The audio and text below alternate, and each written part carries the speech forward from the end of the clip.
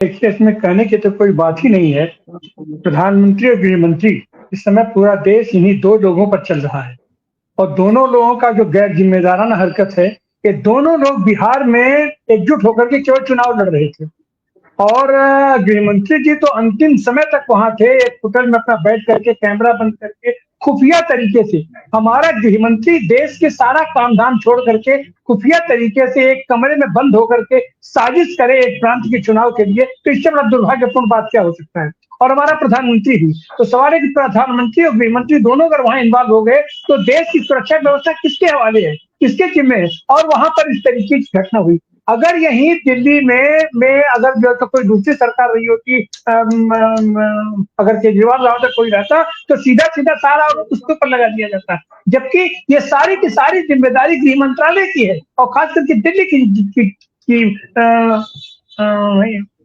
ये जिम्मेदारी। और जहां दुनिया के पैमाने पर इसको नोटिस किया गया, दूसरे देश, अपने देश की तो बातें छोड़िए, दूसरे देश अपने यहाँ नागरिकों के लिए हाई अलर्ट जारी कर दिए, अमेरिका से, फ्रांस से, ब्रिटेन से, कि आप वहां से हट जाइए, वहां सुरक्षित नहीं है। और हमारे देश का प्रधानमंत्री भूटान चला जाता है। भूटान क्यों जाता है?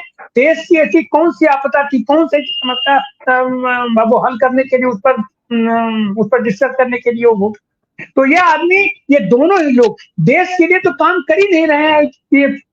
ये बात स्पष्ट हो गई। भूटान में गए हैं तो अपने किसी व्यक्तिगत फायदे के लिए गए हैं, उसके धंधे के लिए गए हैं। और यही स्थिति पूरे देश में है। हमारा प्रधानमंत्री घूम घूम करके किसी व्यक्तिगत आदमी को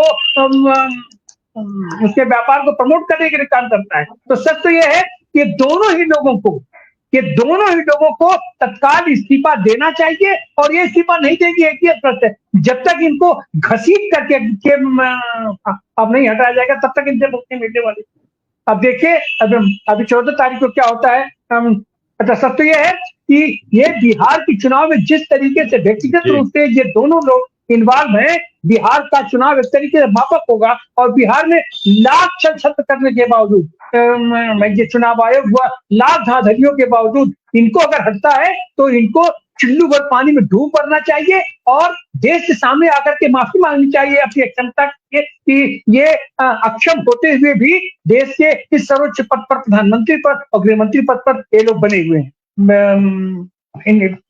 इनको तत्काल इस्तीफा देना चाहिए। और अगर इस्तीफा नहीं देते हैं तो इनको तो गिरफ्तार कर लिया जाना चाहिए आज की तारीख में।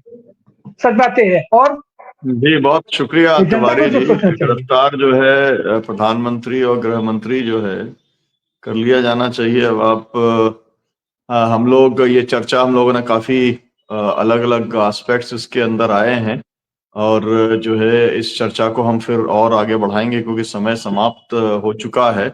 इसलिए इस चर्चा को अभी यहीं पर हम समाप्त करते हैं।